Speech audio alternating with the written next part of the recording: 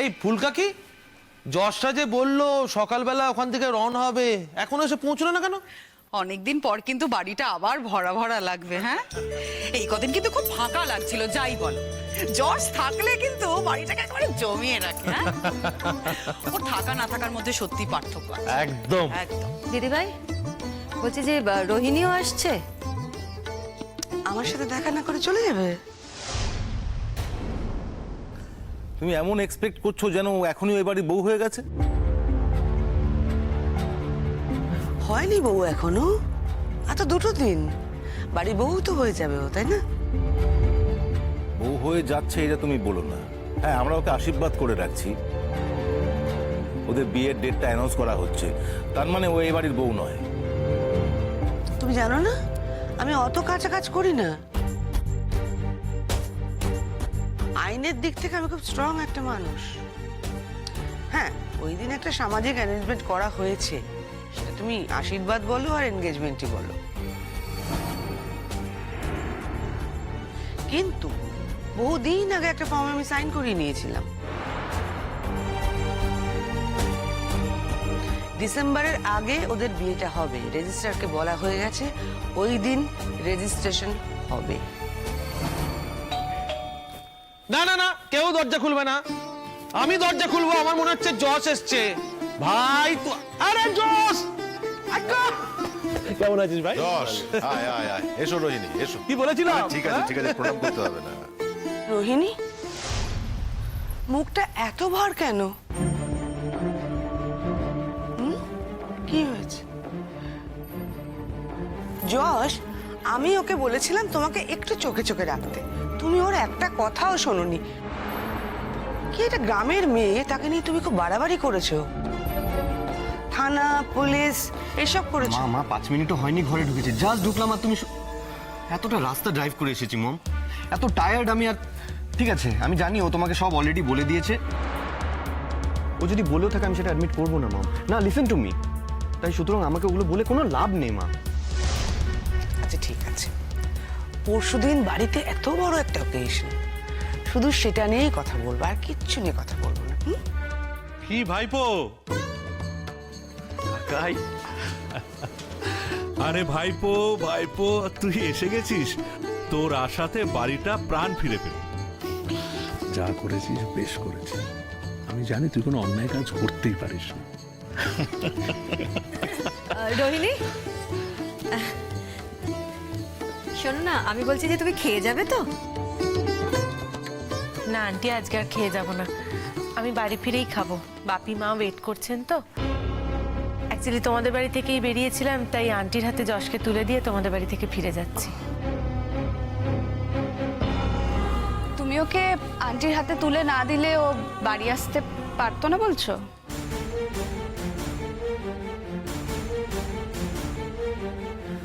ও তো তা বলেনি জুন, ও বলেছে ওর রেসপন্সিবিলিটি ও কমপ্লিট করেছে।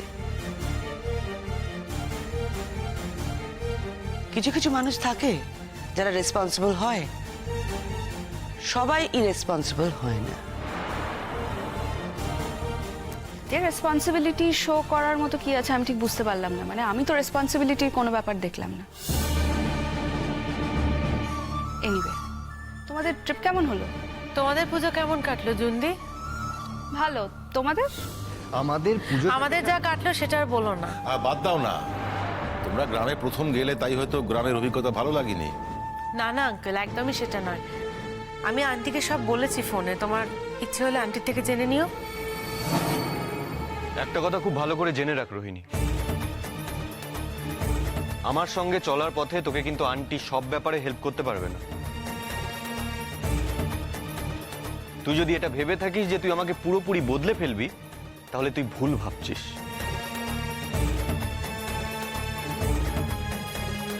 আরে আরে কি ব্যাপার কি বলো তো? হ্যাঁ, নিজেদের মধ্যে এত রাগারাগি কিসের তোমাদের? গ্রামে গিয়ে রপ্ত করেছে এটা আন্টি, এর আগে তো কোনোদিন দেখিনি। না না না, ও কিচ্ছু রপ্ত করেনি। ও প্রথম থেকে একটু নিজের মতন করে চলতে ভালোবাসে। বৌদি ওকে এটা করিস না সেটা করিস না করে এত বাধা দিয়েছে যে আলটিমেটলি ও নিজের মতন করেই চলতে থাকে। ঠাম্মা কোথায় কাকাই? ঠাম্মা ওপরে আছে। আগে তুই আমাদের সঙ্গে কথা বল, তারপর ঠাম্মার সঙ্গে দেখা করবি। কতদিন তোর সাথে দেখা হয়নি বলতো? আর তাছাড়া এই যে দুদিন বাদে অনুষ্ঠান, তার জন্য কিন্তু আমরা প্রচন্ড খাটাখাটনি করেছি যশ। তার জন্যে আমাদের পাওনার দরকার। এই তুমি তুমি যশের মতো ছোট্ট ছেলের কাছে পাওনা নেবে? কি যে বলো না। চুপ করো তো তুমি, হ্যাঁ ছোট ছেলে। শোনো, মাও যা কাকিমাও তাই, বুঝেছো? হ্যাঁ, ছেলের বিয়েতে মা কাকিমারা তো আবদার করেই, তাই না রে বল? কাকিমণি, তোমার যদি কিছু প্রয়োজন হয় তুমি আমাকে এমনিই বলো না। তার জন্য আমার বিয়ে করার কি প্রয়োজন কাকিমণি? তুমি আমার কাছে কিছু আবদার করলে আমি তোমাকে এমনিই দেবো।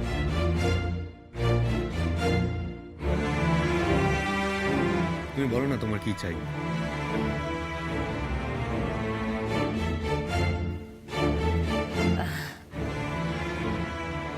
কিচ্ছু না যশ, তুই ভালো থাক, তাহলেই আমরা খুশি। একটা কথা বলি যশ, ওই গ্রামের মেয়েটার সঙ্গে অত বাড়াবাড়ি না করলেও পারতে।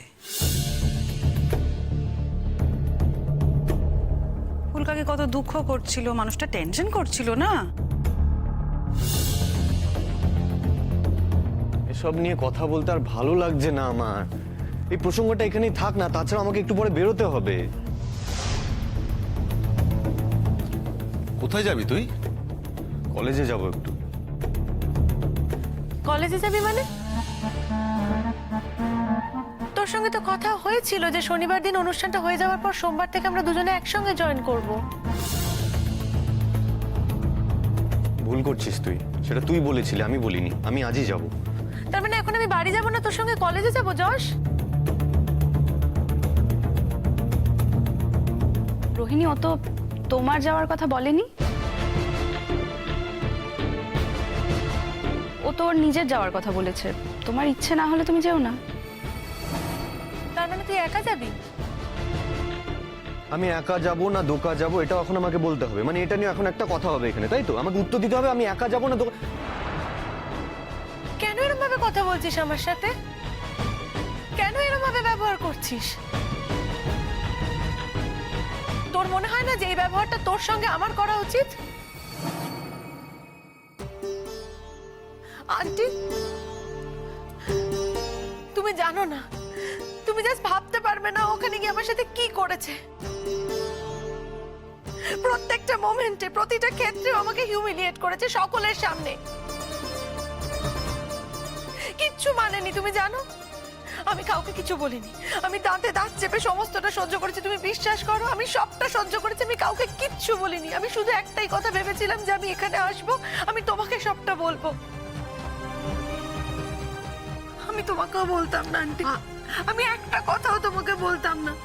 ও যদি আমার সাথে একটু ভালো করে কথা বলতো আমি বলতাম না, একটু ভালো বিহেভ করতে আমি বলতাম না তোমাকে। একটা বাইরের মেয়ের জন্য, তুমি জানো, বাইরের মেয়ের জন্য আমাকে কত ছোট করেছে, কত অসম্মান করেছে। রোহিণী, দেখো এখানে সে একটা সাধারণ কথা বললাম তো, কি বলেছি ওকে আমি যে ওইভাবে আমার সাথে রিঅ্যাক্ট করে কথা বললো? তুমি বলো। আমি পারছি না, আমি এভাবে আর পারছি না। ও কেন এরকম ভাবে কথা বলবে আমার সাথে? কি বলবো? কত ভরসা করি আমি তোমার ওপর, কত ভরসা রাখি।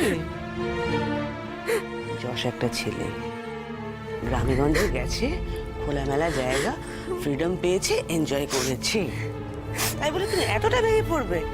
ছি মা, একটা কথা তো মনে রাখতে হবে, আর 2 দিন পরে অফিসিয়ালি তোমরা স্বামী স্ত্রী হয়ে যাচ্ছে, রাইট? আমার একটা কথা বলার আছে মা।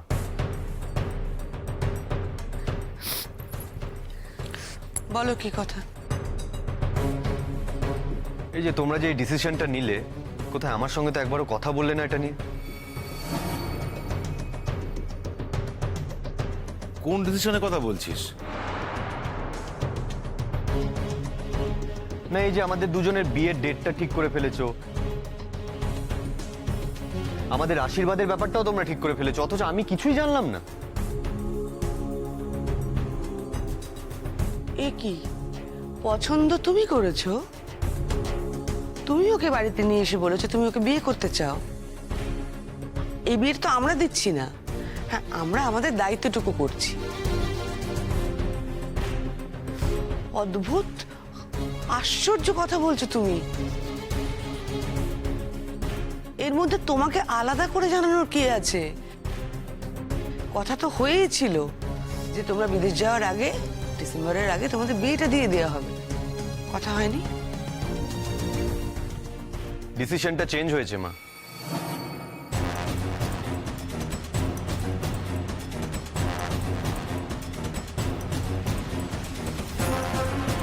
আমি বিদেশে যাচ্ছি না। হোয়াট?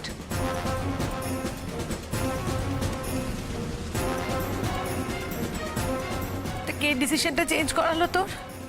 শাবনম? উফ, তুমি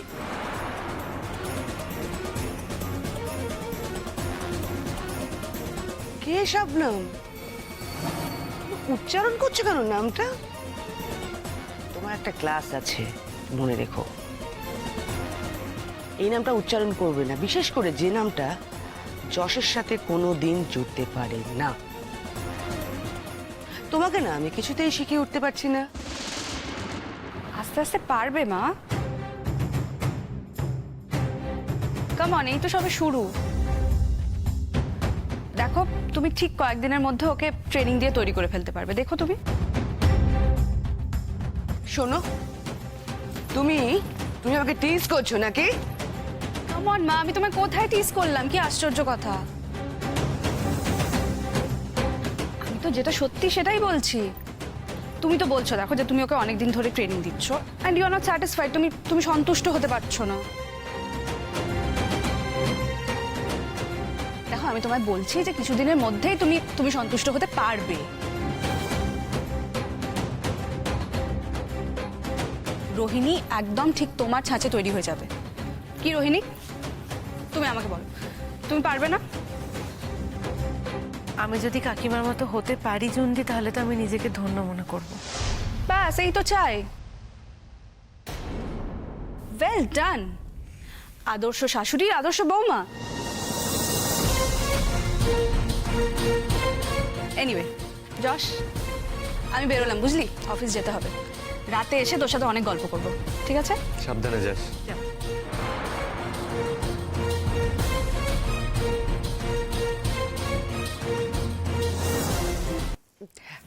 ওই কথা রইল। শনিবার দিন খুব সুন্দর করে সেজে তুমি আসবে, কিছু মনে করো না। যে পার্লার থেকে আমাকে সাজাতে আসে সেখান থেকে তোমার বাড়িতে যাবে তোমাকে সাজাতে, কেমন? আর যশকে নিয়ে চিন্তা করো না, ও তো মুড সুইং হয়। ও তো আজ বলছে বিদেশ যাবে না, 7 দিন দাও, বলে বিদেশ যাবো। না মা, আমি বিদেশে যাব না। ইনফ্যাক্ট আমি একটা অ্যানাউন্সমেন্ট করতে চাই, and it will remain same forever. আমি কোনোদিন এই দেশ ছেড়ে বিদেশে ডাক্তারি করতে যাব না। বরং আমি শহরে ডাক্তারি করার পাশাপাশি গ্রামেও ডাক্তারি করব। এত দূর? তুমি দেখো আন্টি, দেখো, তুমি দেখো। যশ,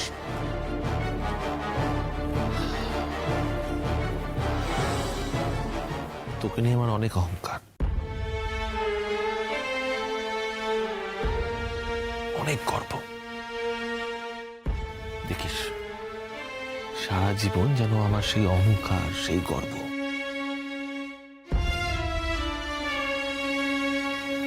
সেটা যাতে তুই রক্ষা করতে পারিস।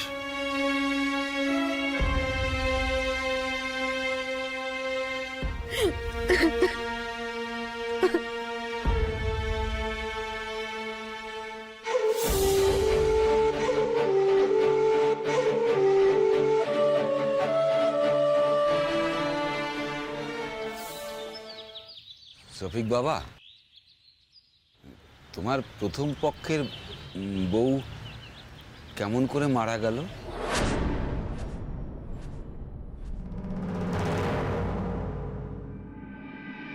বলো না কি হয়েছিল, বলো। ওই তো যখন তখন বাপের বাড়ি চলে যেতে চাইতো, ওটা আমার একদমই পছন্দ না। বাবা, মেয়েরা বিয়ের পর নিজের সংসার ছেড়ে বাপের সংসারে পড়ে থাকবে, না না, আমি মেলা বারণ করেছি, কোনো কথাই শুনতো না। একদিন বাড়ি ফিরে এসে দেখি ছেলে মেয়েকে নিয়ে বাপের বাড়ি চলে যাচ্ছে। হ্যাঁ, আমি তো রেগে আগুন। আমার অনুমতি না নিয়ে বাপের বাড়ি চলে যাবে, আর আমার বারণ করা সত্ত্বেও। হ্যাঁ, মেলা মার মেরেছি, ভীষণ মার মেরেছি। মেয়েরে একদম ঘরের মধ্যে ঢুকিয়ে দিয়ে বাইরে থেকে ছিটকিনে দিয়ে কাজে চলে গেছি। সন্ধেবেলায় গাঁয়ের লোকজন গিয়ে বলছে, শফিক তোমার বউ নাকি গায়ে আগুন দিয়েছে। হাসপাতালে গিয়েছিলাম, বাঁচানো গেল না। আসলে শরীরে তো কিছু ছিল না। একদিন বাড়ি ফিরে এসে দেখি ছেলে মেয়েকে নিয়ে বাপের বাড়ি চলে যাচ্ছে। হ্যাঁ, আমি তো রেগে আগুন। আমার অনুমতি না নিয়ে বাপের বাড়ি চলে যাবে, আর আমার বারণ করা সত্ত্বেও। হ্যাঁ, মেলা মার মেরেছি, ভীষণ মার মেরেছি। মেয়েরা একদম ঘরের মধ্যে ঢুকিয়ে দিয়ে বাইরে থেকে ছিটকিনে দিয়ে কাজে চলে গেছে। সন্ধেবেলায় গাঁয়ের লোকজন গিয়ে বলছে, শফিক তোমার বউ নাকি গায়ে আগুন দিয়েছে। জেনে বুঝে সকল কথা শোনার পরও এই ছেলের হাতে আমি আমার মেয়েকে তুলে দেব? তোমার প্রথম পক্ষের বউ অবাধ্য ছিল, তুমি তাকে শাসন করেছো, তাতে কোনো গুনাহ হবে না তোমার। তুমি তো তার গায়ে আগুন লাগাওনি, সে নিজেই জেদ করে লাগিয়েছে। এতে তোমার কোনো গুনাহ হবে না। তাহলে কথা কি দাঁড়ালো হুজুর? শোনো রবিউল, জমি জমার ব্যাপারে কি কথা বলবে তুমি বলে নাও। পরশুদিন বিয়ে, এখনো যদি কাজ না আগাও, মুখের কথাই তো সব হয় না রবিউল। আমার পৈতৃক সম্পত্তি বলতে তো ওইটুকুই, ওই 1 বিঘা জমি। তো এই 1 বিঘা জমি আমি তোমারে দেবো ভাবছিলাম। তো হুজুর বললেন যে তুমি তো জমি চাও না, টাকা চাও। তো আমি জমিটা বিক্রি করছি, বিক্রি করে টাকাটা পেলেই আমি তোমারে দিয়ে দেবো। আমি এখনো টাকাটা পাইনি, টাকাটা কাল পাবো। তুমি কিছু চিন্তা করো না বাবা, মেয়ের বিয়ে দেওয়াতে যেদিন আসবো আমি সেই দিনই তোমার হাতে আমি টাকাটা দিয়ে দেবো। হুজুর আপনি কিন্তু সাক্ষী রইলেন, পুরো টাকা না পেলে কিন্তু আমি কবুল বলবো না। ওরে বাপ, আমি তো আছি। রবিউল মিছে কথা বলে না, সত্যিও জমি বিক্রি করছে, কালও টাকাটা পাবে। পরশু তো আমি এখানেই থাকবো, আমার সামনেই সে টাকাটা তোমাকে দেবে। ঠিক আছে, তবে যা শুনছি মেয়ে তো নাকি খুবই অবাধ্য। তা শেষ পর্যন্ত বিয়ে করতে আসবে তো? কালই কিন্তু আমার বাসায় আমার চাচিরা চলে আসবে। বিয়ের জোগাড় যন্ত্র কিন্তু কাল থেকেই শুরু হবে। দেখুন হুজুর, শেষ পর্যন্ত আমার মুখ পুড়বে না তো? না না শফিক বাবা, তুমি কিচ্ছু ভেবো না। আমি যেমন করে হোক আমার মেয়েকে নিয়ে আসব। আমার মেয়ের শাদী আমি তোমার সঙ্গেই দেব, তোমার সঙ্গেই দেব।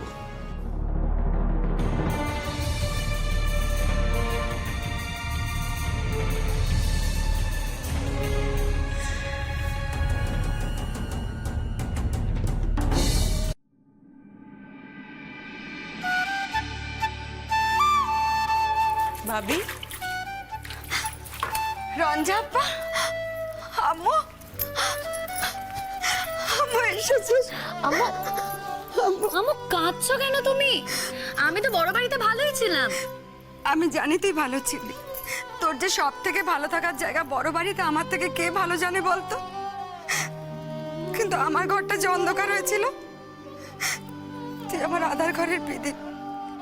এই প্রদীপটা না জ্বললে আমার ঘরে যে আধার কাটে না। মেয়ে মানুষ সারা জীবন তার এখানে পড়ে থাকবি না, এই গায়ে আমার ঘর আগলে তো আর তুই থাকবি না। তখন আমি কি করব? যখনকার কথা তখন ভেবো। এখন তোমার মেয়ে তোমাকে ছেড়ে কোথাও যাবে না। ওকে ডাক্তারি পাশ করতে হবে, কত লেখাপড়া করতে হবে। যশেরা এসে তো অনেক কিছু বুঝিয়ে গেছে। তারপর তো আবার ও বলছে যে ও নাকি এই গ্রামেই এসে ডাক্তারি করবে। তাহলে আমার তো মনে হচ্ছে তোমার মেয়ে তোমাকে ছেড়ে কোনোদিন যাবে না। হ্যাঁ গো স্বপ্নাবের আম্মু এ কি রঞ্জা দিদি? সে কি গো রঞ্জা দিদি দাঁড় করিয়ে রাখছো, বসতে দাওনি? হ্যাঁ রঞ্জা দিদি বসেন বসেন আমাকে দাও, আমাকে। বসেন বসেন রঞ্জা দিদি বসেন বসেন। আপনি যদি আমার বাসায় একটু না বসেন তাহলে কিন্তু আমি ভাববো যে আপনি আমার উপর এখনো রাগ করে আছেন। বসেন। তোমার উপর রাগ করে থাকে আর যাই করে থাকে রবিউল দাদা, শবনম আমার মেয়ের মতো। তাই শবনম যতদিন এই বাড়িতে থাকবে ততদিন আমি এই বাড়িতে আসবো।